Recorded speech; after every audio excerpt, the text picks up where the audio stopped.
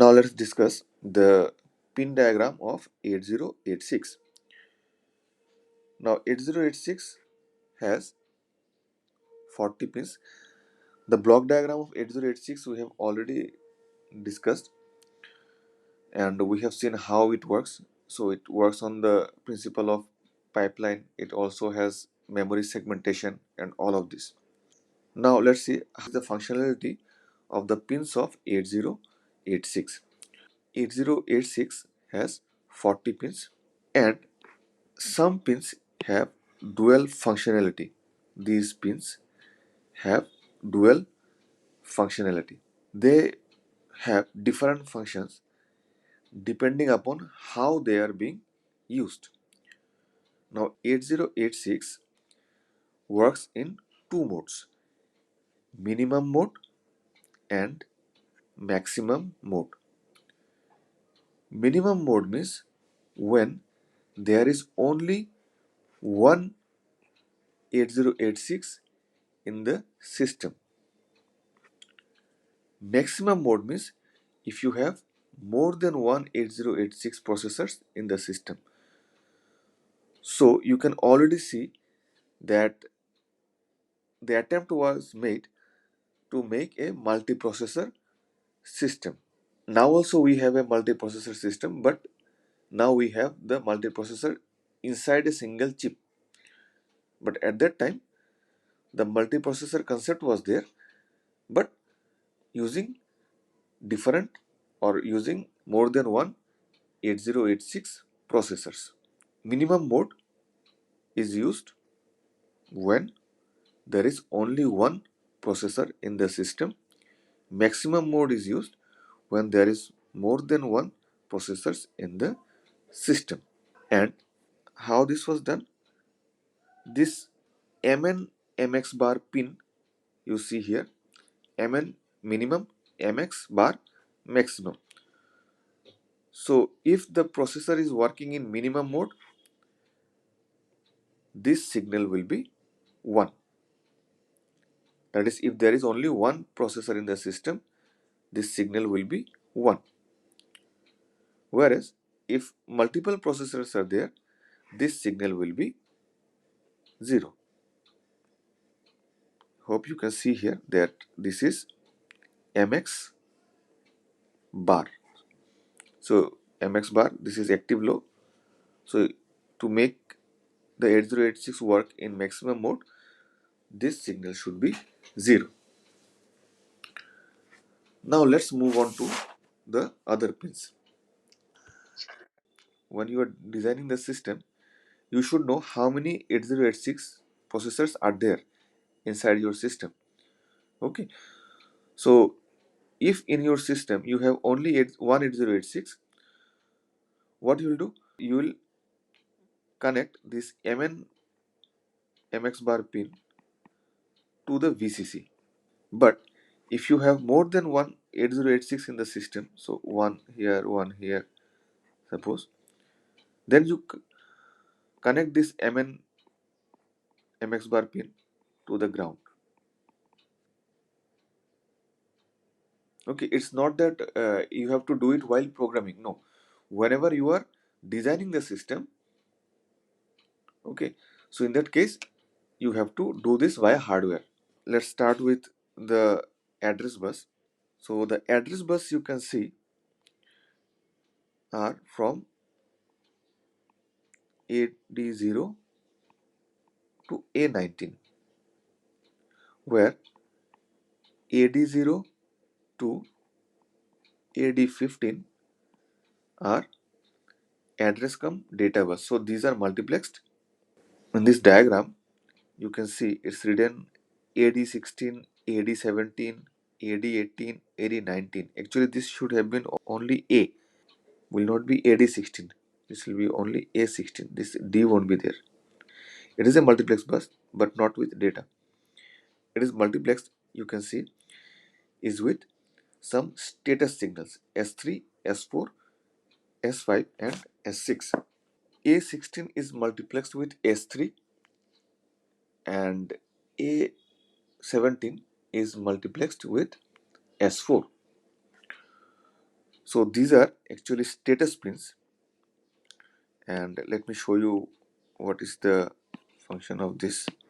These two status pins actually tell you that which segment is being used by the processor right now, S4 and S3, and the values can be 00, 01, 10, and 11. Okay. I haven't discussed this AD0 to AD15 because you already know how it is done. If it is 00, it means that the processor is accessing the extra segment now. If it is 01, it means the processor is accessing stack segment. If it is 10, then either code segment or is not accessing the memory. And lastly, if it is 11, then DS, that is data segment. S5, that is the status 5 here, indicates what is the condition of the interrupt flag. So if the interrupt flag is 1, the S5 signal will be 1. If it is 0, S5 will be 0.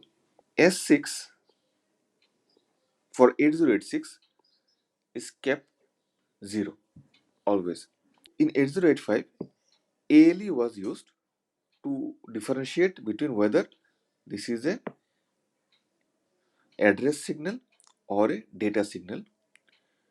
But in 8086, the ALE has the same functionality, but now it also has the functionality that it is used to differentiate whether it is an address signal or a status signal. Actually, ALE is doing the same thing. It is latching the address. Previously, the higher order address wasn't required to be latched because those are not multiplexed. So in 8085, the address lines A8 to A15, these were not required to be latched because they were not multiplexed. But here all the address lines are multiplexed either with data or with status signals. So as they are multiplexed, we have to use ALE for all the address buses. NMI pin is non-maskable interrupt. So this is just like the trap interrupt of 8085. In 8085, trap interrupt was non-maskable. Here, the NMI interrupt is non-maskable. So only the name has changed, but both are same. Now the next pin, that is the INTR pin. This INTR pin we have already seen in 8085. Same here. It is also non-vectored and it is level triggered. Same like 8085. 8086 has different variants. So when Intel made 8086, they made three different variants of that, which could work in three different frequency ranges. 8086 can work in 5 megahertz. So they made a chip which could work in 5 megahertz. They made another chip which could work in 8 megahertz, also 10 megahertz. 8086 use 5 megahertz. 80862, this is the chip number, 80862 used 8 megahertz, whereas 80861 used 10 megahertz. And the duty cycle of this was 33%. In 8085, the duty cycle was 50%. In 8086, it is this 8086, and this is for 8085. Next, VCC was used for power supply, and it also works on plus 5 volt DC, just like 8085. Okay, then we have the RD bar pin. RD bar pin, same functionality, just like 8085. Then we have ready pin, same like 8085. BHE bar slash S7. BHE is bus high enable. This signal is also used for a status signal, always 1. BHE, which is bus high enable, it's actually to enable the high order data bus. High order data bus means we have seen the data bus is AD0 to AD15. So AD8 to AD15 are called high order data bus. Now we have already discussed while discussing 8086 that 8086 requires two banks, the even bank and the odd bank. So the BHE bar signal is used to activate the odd bank. As this says bus high enable, what it does, it is used to enable the most significant data bus line that are D8 through D15 when it is reading or writing something.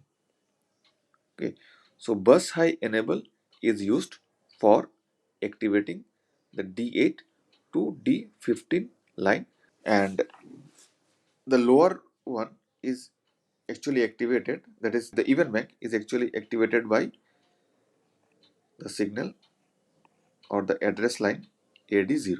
Then we have the ground pin, so there is nothing to discuss here.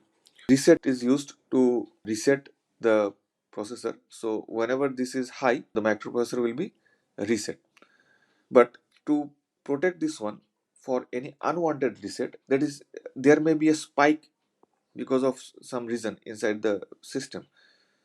Okay, so that should not be recognized as a reset signal. So a reset signal, for this to be recognized, it has to be high for at least 4 clocks. Then only the reset signal will be recognized, otherwise not. Now whenever the 8086 is reset, the content of the code segment becomes FF, FF, and the content of the instruction pointer becomes 0000. And also all other registers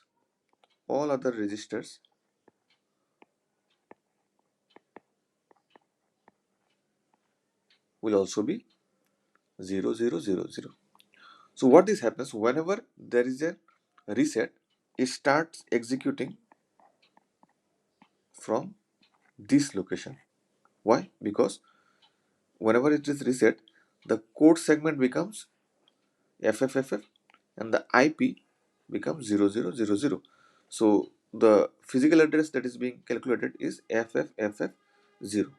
Test bar pin, it is actually used when there is a wait instruction. So whenever there is an wait instruction, the test bar pin is tested. That means if the test bar pin is 0, if there is a wait instruction, it works as a no operation. If the test bar is 1 and if there is a wait instruction, the wait instruction waits for the test bar pin to be 0 again. Remember, if there is a wait instruction and if the test bar is 0, then nothing will happen. But if wait instruction is there and if test bar pin is 1, the wait instruction will wait for it to become 0. So it will wait for the 1 to 0 transition. This test bar pin is generally connected to a math coprocessor.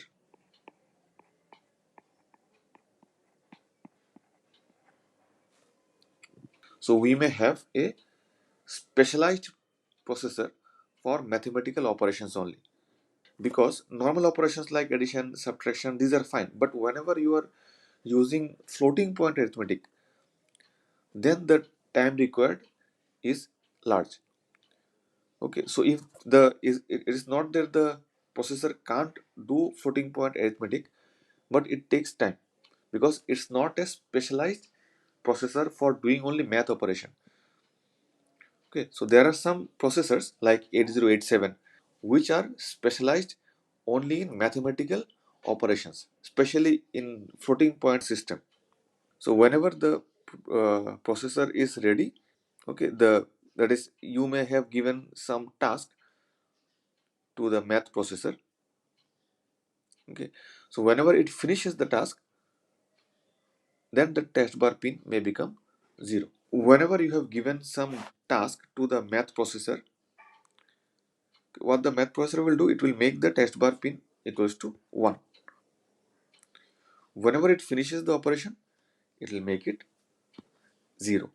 Using no operation, you can provide delays. This no operation can be used for debugging.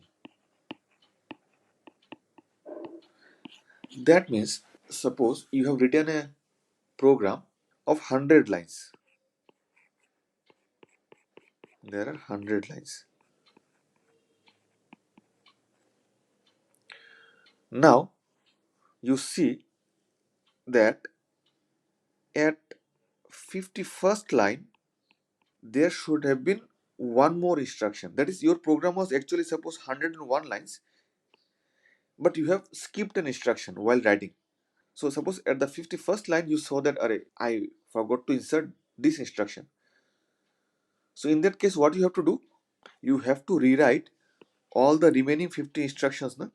But if you have the habit of writing an NOP instruction after suppose 10 instructions.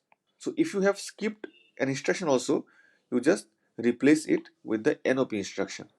Here, the memory required will be more, because if you are writing a program of 100 lines, now you will require 109 locations. So because you require 9 NOPs. Na? If something goes wrong, you don't have to rewrite the entire program. So now, if there is a mistake at the 51st line of your program, how many instructions you have to rewrite? So if one instruction you have skipped, then you can rewrite it. So you have to rewrite less number of instructions. If you don't have enough confidence on you, if you think that you may skip two instructions, then you write two NOPs after suppose 10 instructions. If you have zero confidence on you, after each instruction you can write an NOP. Now let's discuss the pin of 8086 when they are in minimum mode. So there are some pins which are specific to minimum mode only. So let's discuss them one by one. First two pins are hold and HLDA. We have already discussed the hold and HLDA pins of 8085. So the process is same for 8086 also. So the hold input is used for DMA access. So whenever any external device wants to access the memory through DMA, then it will send a hold signal to the microprocessor, and in response the microprocessor will send an hold acknowledgement signal, that is HLDA. Then the next signal is WR bar. We have also seen this in 8085 that this is used for activating the write buffer of the main memory. Same here in 8085 we had IOM bar. In 8086 just the reverse one, that is MIO bar. So in 8085 for memory it was low, but for IO device it was high. But in 8086 it's reverse. For memory it's high and for IO device it will be low. ALE is also similar to the ALE that we have discussed in 8085. INTA bar also, this is the acknowledgement of the interrupt, INTR. So this also we have discussed. in 8085, but in this case the functionality of INTA bar is a bit different. We shall see it later while discussing the interrupt structure of 8086. But for now, remember that INTA bar is an interrupt acknowledgement signal. Next pin that we are going to discuss is DT/R bar, or data transmit or receive. So what this does, this is an output signal and it shows that the 8086 data bus is transmitting data or whether it is receiving data. So this signal is actually used to control the data flow direction in external data bus buffers. And the last pin for minimum mode is the data enable pin or data bus enable pin. So this actually is used for activating the external data bus buffers. So when data is being transferred through the data bus, so the signal is 0, and when this DEN signal is high, then no data flows through the data bus.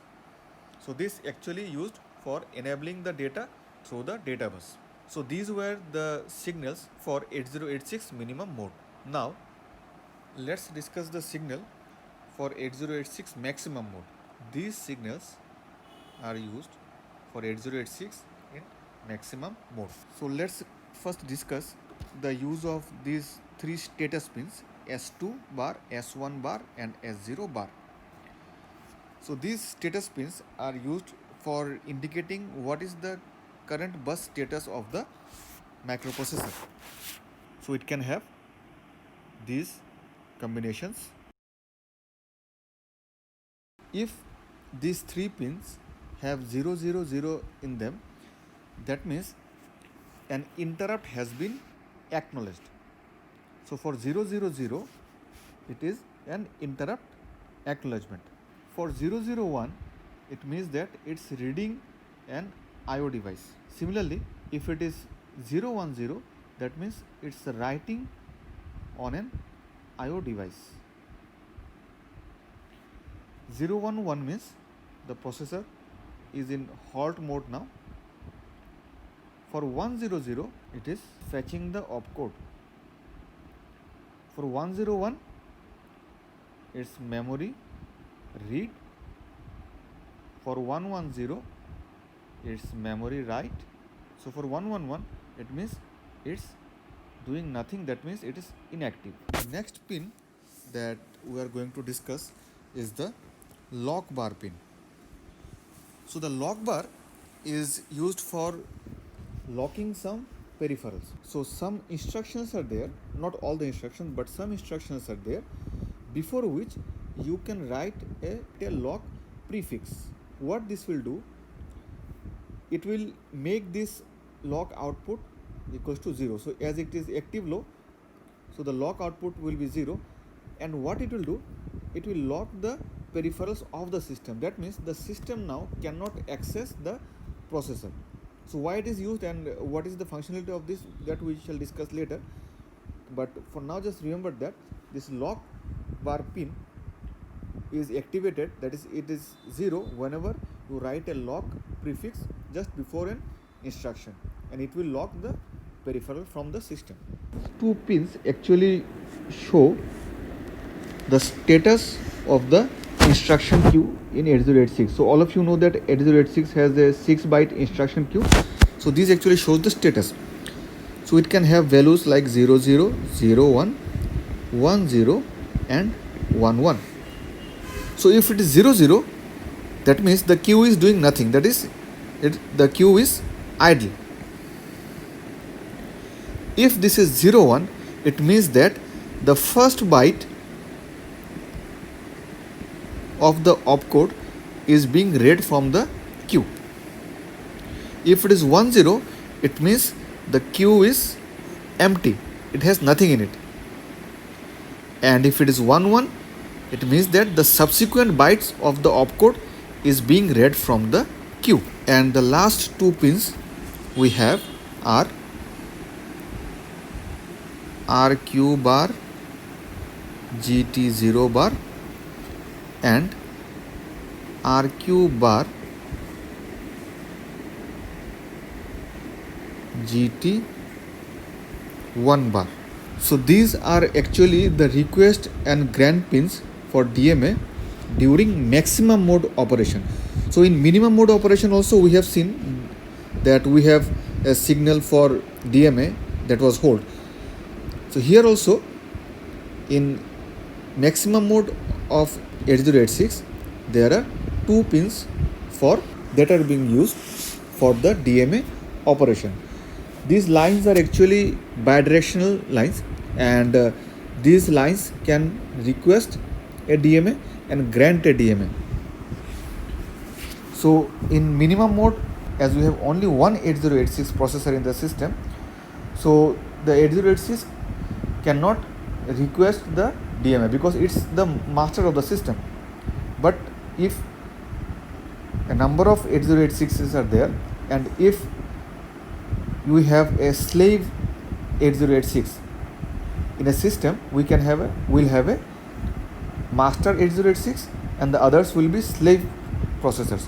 So those slave processors can request for a DMA to the master 8086 processor, and that will be via the request pin and grant pin. So it can generate two requests. It can also accept two requests, GT0 and GT1. So you can also grant two requests. And here we finish the discussion for the pins of 8086.